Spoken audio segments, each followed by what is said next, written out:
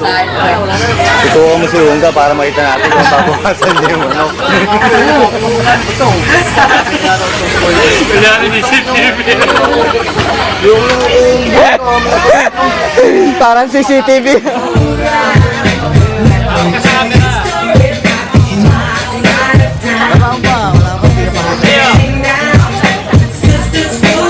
Personalan, tao lang po. Pero ito ang sinasabi ko sa inyo. Kung ikaw mabilis, kumikita ka. Pag hindi, wala kang kita. Ito na lang po.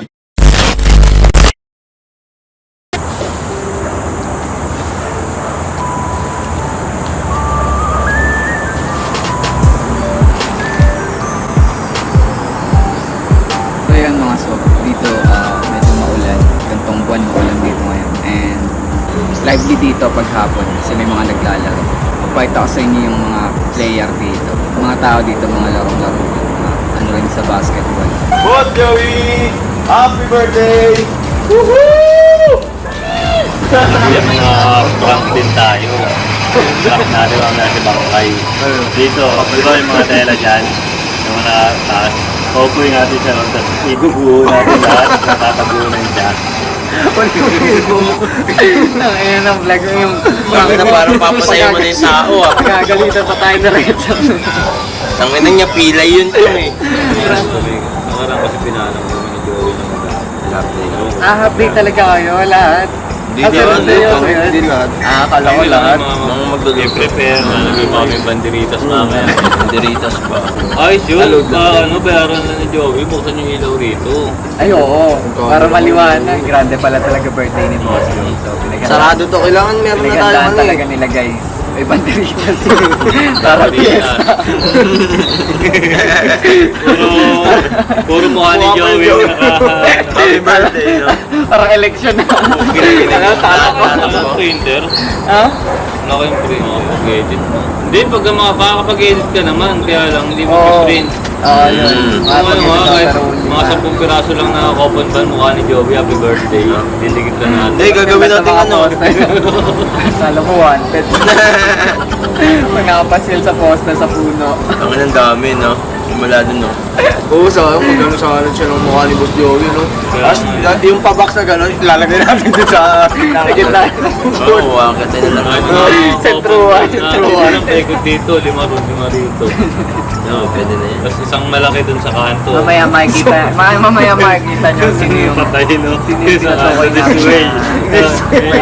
Pang onda rito. Yun yung isa sa mananahi dito. 5,000 yung sino yung birthday boy na sinasabi niya. So ayun guys, ito si Kuya Aaron. Yan. Si Kuya Aaron yung una ko nakasama dito sa office. Yan. Yung unang pasok ko dito, si Kuya Aaron yung mga nagyayaya sa akin maglaro sa labas, mag-basketball. Tinanong niya ako kung naglalaro o ganun. Tapos, hindi si Kuya Aaron kasi nagpatulong ako magpa-refill ng ink. Mag-treat kasi tayo ng sub. Sa'yo na nanonood, nood ka lang ha. Hindi si Kuya Aaron. Madalas mo na makikita si Kuya Aaron sa vlog ko. Nood ka lang ha, subscribe mo ako ha. Nung birthday ng tita ni Ben, ako nag-iyaw. Tita. Sino tita?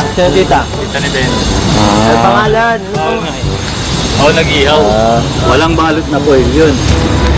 Ganda ng pagkakaiyaw ko. Ako bahala dyan. Ang ina, pagkita ko, ang ina uling pag angatong ganun, no, naglaga. Kinainin mo. Talaga, pag ganun yun. Sininginin din sa amin. Asan yung mga isda? So ito si Boss Joe guys. Yan, siya ang birthday celebrant. Ito ang aming birthday boy ng MSTR ngayon, si Boss Joe. Siya lang ang nakapagpa-half day sa mga tao sa MSTR. Iba talaga pag Boss Joe. Second match, finished product, uling. Yummy. Pa-deliver ng uling, kalating sako, lalamog. Sige na. Lahating sa ako naman. Magka-podcast kami ni Sir.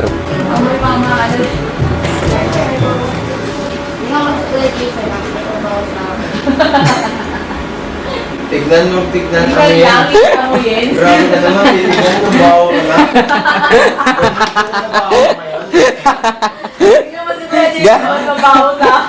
Titignan mo pa lang, bawo mo na. Si Boss Joe lang nakapagpa-happy sa first vlog at second vlog, guys. Sa birthday niya. Yun, no? Grabe talaga, oh. Yan ang mga dabis na mamaya pa na. Gas natin mamaya. Butang na bigat yan. Ay, may video pa si Joey ah. Pogi, sabot na. Bravo nga. Para may remember si Boss Joe. Kaya po si Joey. Ay, may photographer pa. May photographer pa. naka-vlog pa yan. Ano? Dapat tinair mo ta ah. Sige ka. Yopip, magkano hire mo kay Yopip? Dala yan. Walang yan. Ito nag-update, taso lang bayad.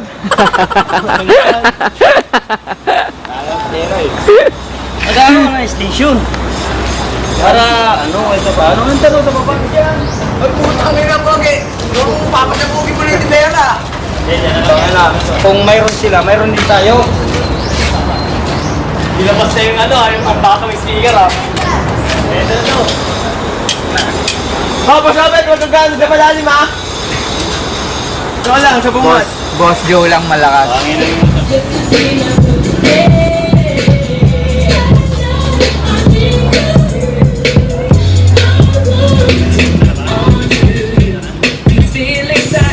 ganda ng signal ko, diba? 14 lang. Kasi nag-vibe.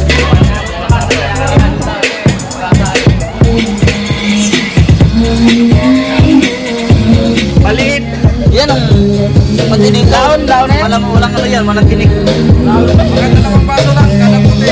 Gagabi mo kayo ba? Inom kayo na yan. Gagabi ba?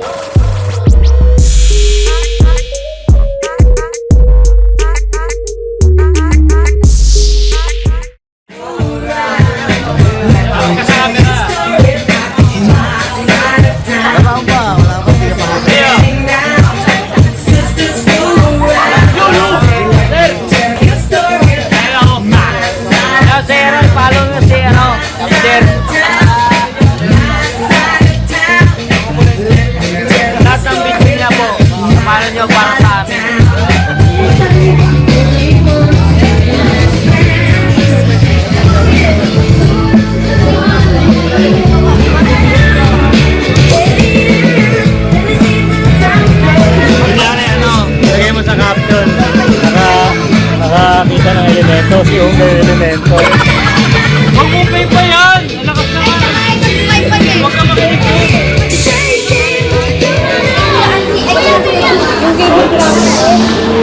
Ikaw ano paano malaki yun? Pero din yan eh. Ituwa mo si Ongga para makita natin kung pabukasan niya yung manok. Kunyari ni CCTV. Parang CCTV.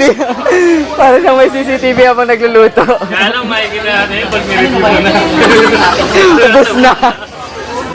Ubus na.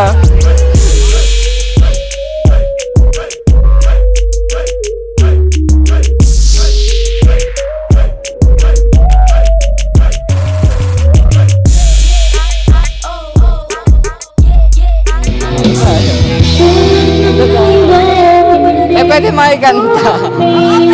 Pwede makikanta. Makarinig din. Mas meron niya.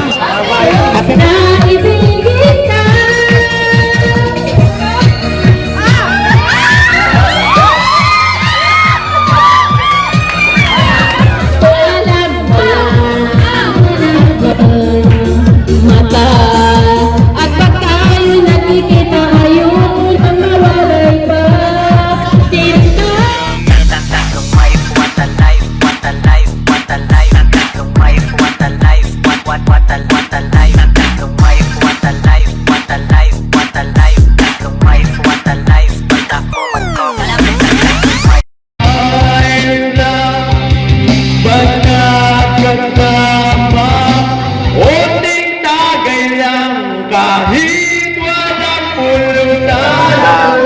Hindi naman sa MSTR na aso.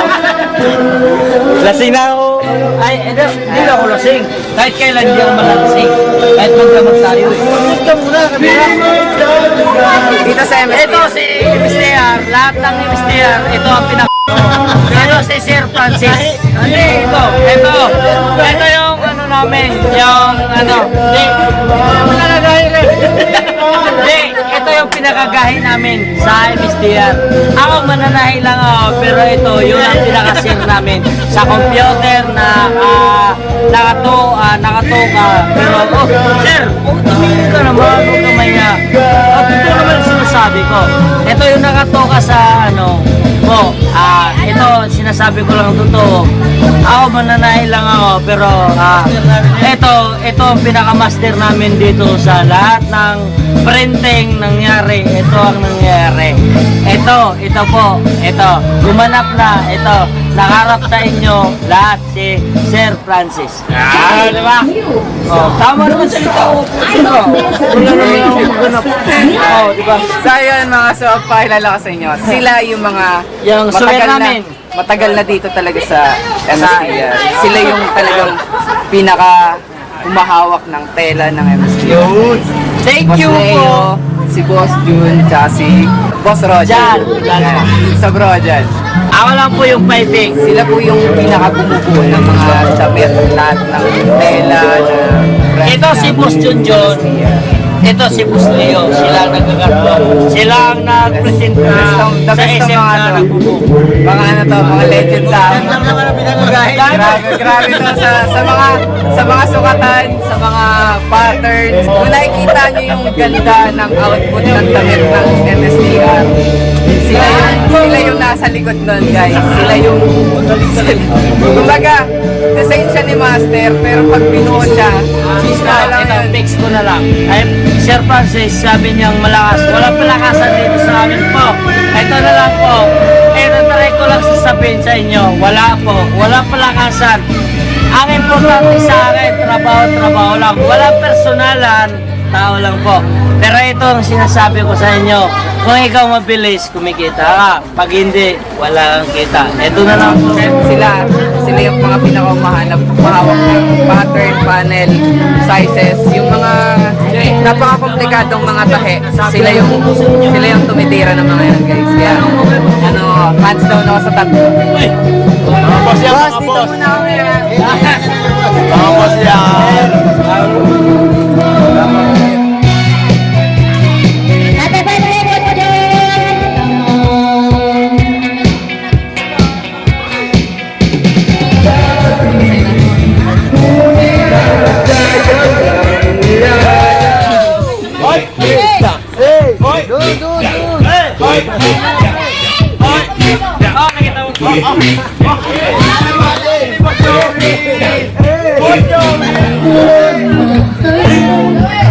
Kala ko spaghetti yung dala ni Tibel. Sagad sa bibig. Ito na labang ba? Ginawang rabbit. Sabay nagsenti. Hindi naman lagi to ganito. Minsan lang to. Wala namang araw-araw may birthday dito eh. So, minsan lang to. Ngayon ko lang nakasama itong mga katrabaho talaga ng ganito na sagad. So, siyempre alam kong manonood ka. So, hindi araw-araw ganito mami ah. Minsan lang to. Yan, ngayon ko lang sila nakasama ng... Ano yan? Ito ko lang. Mag-hi. Hello! Hayop ka. Tumas ka na nun. Tumas ka na. Hey guys. Itong mga kasama ko, sila yung mga mananahi sa amin dito sa MSTR. Sila yung solid sa 4th floor. Kumbaga yung pang-apat na floor ng MSTR. Ano yun? Puro tahian. So sila yung mga tao doon sa pwesto na yun. Kaya, chunda. Tali ka, sama ka sa amin. Ikwentuhan lang natin yung mga viewers natin. So, yan. Sila yung mga pumatao dun sa 4th floor. And, yan. Sila yung mga tumatahe ng mga idea at design ni Master. Sila yung... Sa cutting muna kay Boss Leo, ano yung pinaka-komplikadong design ni Master? Anong code? Pag yung mesh na ginawa mo, maliliit na yung pinakamahirap talaga. mode ng damit? Yung nakat nyo na. H4, yan. The best. Alin na rin? H4, pinakamahirap. H4. Oh, pinaka H4. ayun. Papakita ko dito yung ano, ilalabas ko na lang sa screen guys kung ano yung itsura ng Yan, H4. totoo yan. Tapos sabay, yun yung parang pinaka-challenging sa kanyang gawin. Yung pattern sa yung Boss Leo, diba? Pattern, ayan, sa cutting siya. Sa cutting si Boss Leo. Siya yung nagkakat ng mga tela na mga damit ng MSTR. So, para kay Boss Leo, yung H4 yung pinaka-challenging sa ano. Pare, matagal na tinay yung damit. Tapos sabay, taon yung lumipas, tapos sabay nagpa-restock. Hahanapin ni Boss Leo yun, tapos sabay tatayin ulit ng mananay. Parang nakakabilib lang na ano. Parang pag nirestock nila, yun pa rin yung ano, output ng katulad ng unang gawa. Hindi siya yung ano, yung may naiba. Ganun. So parang doon ako na ano saan lang. Kasi sa computer madali lang mag ng restock ng file. Pero sa panel, syempre, karton yung ganda yung sinasabi ko kay Boss Leo guys. Ayan, nakikita nyo yan, yung mga papel na yan. Lahat yan, panel yan ni Boss Leo. So isipin mo, sa isang damit, makapal yan. May sample ka dyan, Boss Leo, sa baba mo. Diyan lang. Pabibilibin lang natin yung mga nanonood sa akin kung gaano kakalupit. Ito guys, nakikita niyo yan. Isang ano na to, isang Isang design lang yan. isang design lang to, tapos sabay small to Lahat na. Size. 2XL, by size na to. Ito guys, by size na to. Ito per peraso yan. Meron yung maliliit, meron yung maliliit na parts, meron yung mahaba, merong manipis. Kumbaga, pag nalaglag isa dito, kunwari naglalakad ka, tapos nadapa ka, nalaglag to. Paano may babalik by size yan? Ganun to, kaya ganun din dapat to kaingat itago. Kasi mahirap to palitan guys. Susukatin lahat to ni Boss Leo. Uulitin niya to from scratch, promise. Ganun. Nakita, sa sunod pag naabutan ko sila dito naggagawa, papakita ko sa inyo kung gano'ng kahirap yung ginagawa ni Boss Leo guys. Ano yan, the best yan, si Boss Leo. Ayan, si Boss June. And eto si Kuya. Anong pangalan mo, Kuya? Jerwel. Ayan, si Kuya Jerwel. Sa, anong hawak mong sa tayo niya? Edging. Ano ba yung sa edging? Yung sa isa pa lang. Sa gilid? Oh, lahat yan. Nandito sa... Ano ba yung dadaanan ng edging? Lahat yan. Leg. Overlap. Leg. Saan? Oh, leg. Saka dito. Yung sa gilid. Tapos sabay itong sa paikot ng ano, sleeve. Sleeve. Ah, yun ang edging. Ilan kayo sa edging? Lima kayo sa edging. Kay Boss June, ano hawak mo nang sa'yo, Boss June? Short. Sa short. Ikaw si Boss June ang bumubuo ng short. Yan, kamo. Lahat ng sinusuot yung short. Ayan, si Boss June ang kumakana nun, guys.